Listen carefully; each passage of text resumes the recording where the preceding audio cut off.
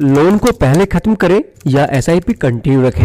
एक ऑनेस्ट सवाल। अगर आप लोन भी भर रहे हो और साथ साथ एसआईपी भी कर रहे हो तो हो सकता है आप स्मार्ट नहीं सिर्फ इमोशनल डिसीजंस ले रहे हो। वीडियो एंड तक देखिए क्योंकि इसके बाद आप पैसों को पहले जैसा ट्रीट नहीं करोगे। इंडिया में ज्यादातर लोग दो चीजें एक साथ कर रहे होते हैं, ईएमआई भी और एसआईपी भी, और उनको खुद लगता है कि मैं डिसिप्लिन हूँ, फ्यूचर के लिए इन्वेस्ट कर रहा हूँ। लेकिन सवाल ये है, क्या ये फाइनेंशियली सही भी है? मान लो आपका लोन 12% के इंटरेस्ट पर है, आप एसआईपी कर रहे हो जिसका एवरेज रिटर्न 10 से 12% होगा। अब सिंपल मैथ समझो, आप 12% श्योर शॉर्ट लॉस एक्सेप्ट कर रहे हो सिर्फ इस उम्मीद में कि एसआईपी शायद 12% से कहीं ज्यादा रिटर्न देगा। और इसका सीधा सा मतलब है आप एक जेब से पैसा निकाल कर दूसरी जेब में डाल रहे हो और बीच में बैंक प्रॉफिट कमा रहा है। लोन का इंटरेस्ट गारंटेड होता है, यानी कंपाउंडिंग आपके अगेंस्ट काम कर रही है। वहीं एसआईपी का रिटर्न मार्केट डिपेंडेंट होता है जो गारंटेड नहीं होता। लॉजिकली देखा जाए, पहले गारंटेड लॉस खत्म करो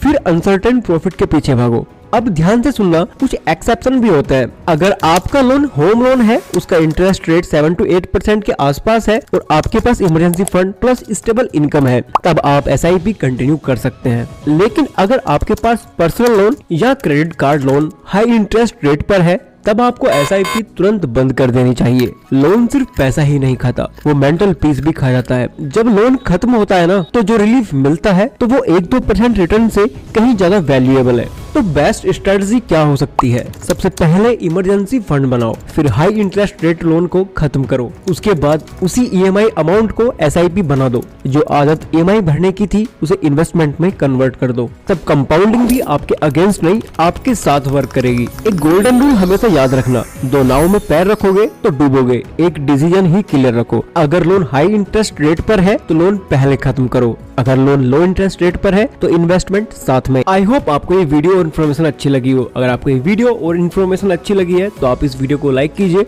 और आप इस वीडियो को आउट ऑफ 10 कितना रेट करने वाले हो ये भी आप हमें कमेंट कर बताओ।